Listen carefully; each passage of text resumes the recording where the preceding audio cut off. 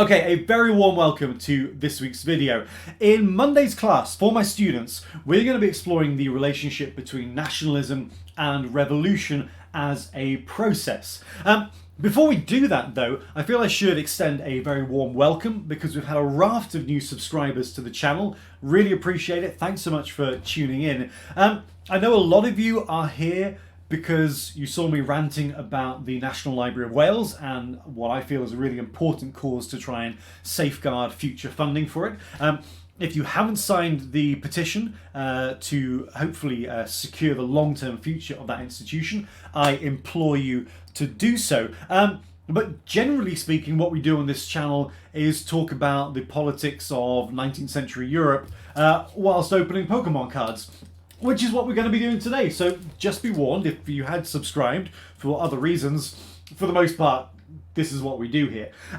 So without further ado, let's do that. And this week we are going to be looking at Champions Path cards, and if we don't get any decent pulls, we'll revisit Dragon Majesty. I don't have many of those packs left, but we'll see what comes out of these cards. So, at the start of the session on Monday, we are going to be revisiting the French Revolution. Not in too much detail, I promise you, because I know that many of my students have done it to death.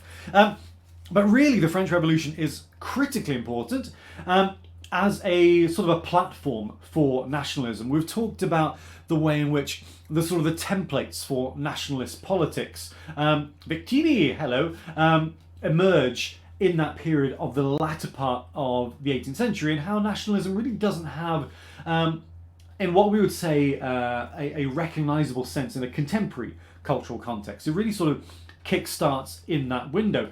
We start, I mean, critically, we see that move away from an emphasis on monarchies to the rights of individuals. But as the revolution bubbles its way into the 19th century, we see a further shift in emphasis onto the nation and the importance of being part of the nation and the importance of the status of French people. These cards, it's to qualify, I'm feeling it's like 7:30 now at night, but it is -1 in my outdoor. You can't see my air, I can see my air. It feels like the cards are literally freezing together. I'm going to try and do this relatively quickly today in case I expire in here. So we see that emphasis on the nation. We start seeing sort of formal commemorations of the nation. I mean, we see this in Bastille Day. It's not originally called Bastille Day, the Fête de la Nation. So we see that formal celebration and acknowledgement of the status of nation above all things. And that really begins to sort of echo on into the decade that follows. They are so frozen. Reverse rare, well, not rare, but reverse Beedrill. And what's the last card? It's Zygarde. Okay. The problem with Champions Path cards is many of the pulls are pretty underwhelming. So that's why I've held one Dragon Majesty back just in case.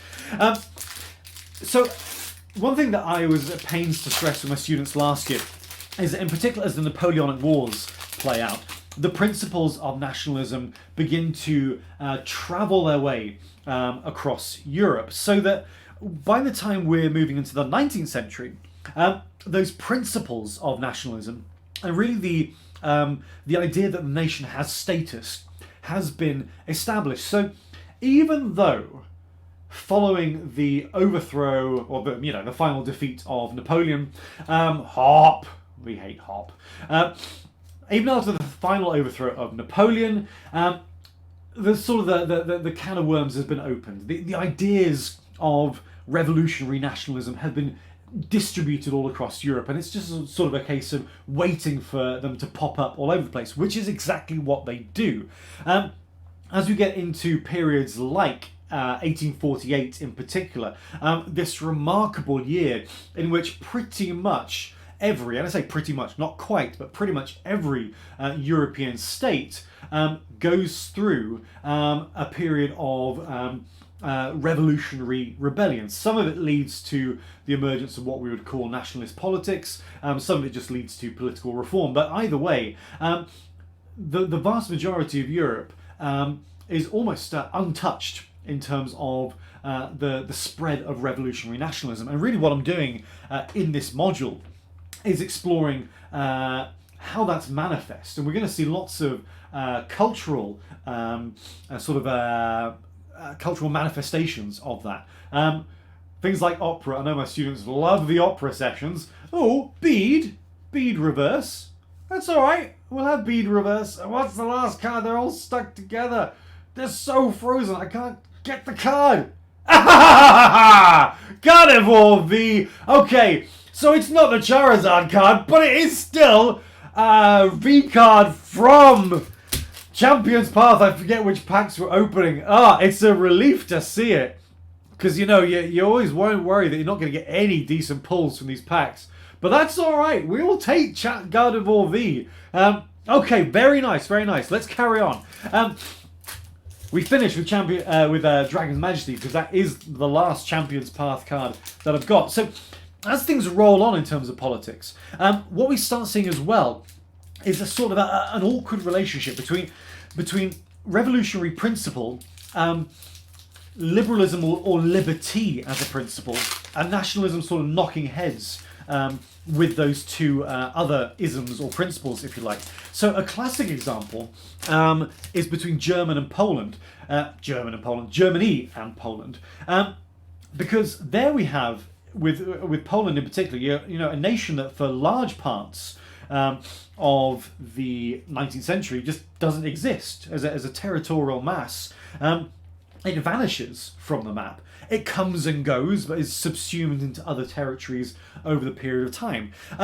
So when we start talking about Polish nationalism, it's a really interesting and quite unique case study, because Polish nationalism really starts at a time when the Polish nation does not technically or practically exist. But as we move through the 19th century, there are pushes from Polish nationalists. Oh, look at that Quagshire card.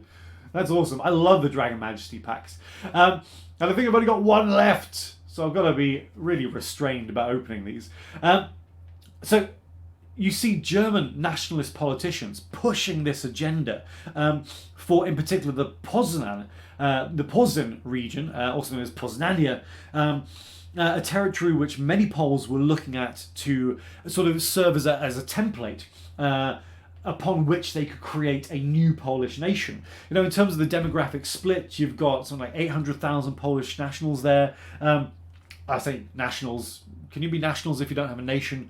Anyway, that's something to discuss in class. And about 500,000 Germans. So the Polish ethnic group, if you like, was the dominant voice in that area.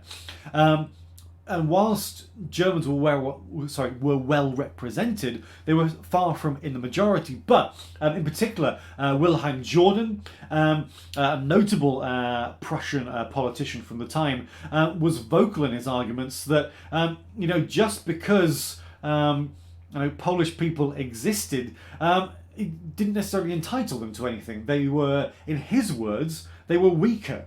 The German people were stronger, and that entitled the German people to that territory. So you have this really awkward situation where you have many nationalist politicians arguing the rights of all nations across Europe. And this is fairly consistent. You see this with French nationalism as well in the same period, where you have voices arguing in favour of all nations across Europe to have their representative status. But when push comes to shove, they sort of find themselves backing out of this. You know, you see French politicians in particular saying, you know, we recognise the rights of the Poles, and they should be acknowledged, but you know, we don't want to go to war over it.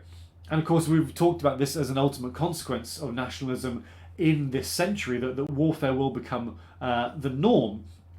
So it's really interesting to see how this plays out. Dratini, we come towards the end of this pack. It's another. Last week we had the reverse rare Magikarp, and it's back again. So what's the last card? Or maybe we should just stop on Magikarp. What have we got? Oh, Zekrom. Okay.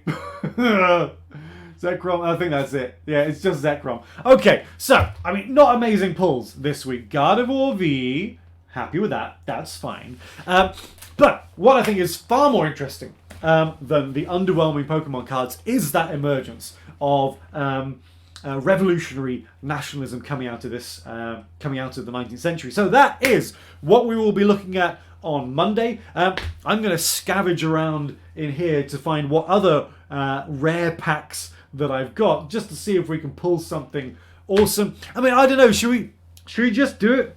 I mean, I'm freezing out here. I feel we should have a better trade-off for our time. So let's do it. Let's just do one more Dragon's Majesty pack and see if we can get something awesome just to finish off the set.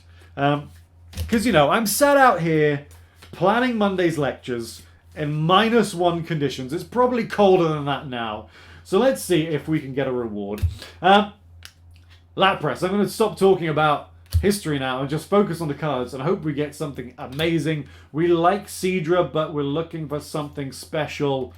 Torchic. I might have actually bent the last card. Hopefully not. Vibrava. We've already seen Vibrava today. This is ominously similar to the last set of packs. Salazzle. Let's get it focused. Oh, come on! That's the reverse. And... oh, well, you know, I tell you what. I mean, that's disappointing as a way to finish in terms of it's not a major rare. But Feraligatr was one of my favorite starter Pokemon. So, you know what? I'm happy with that. I'll take it. It's still cool. That's all right. Okay. Clearly the luck is not with us this week, so I'll leave it there. But yeah, really look forward to exploring this with you guys on Monday. So we'll see you there, 10 o'clock, bright and early-ish. You know, 10 is better than 9. So see you then, guys. Good night.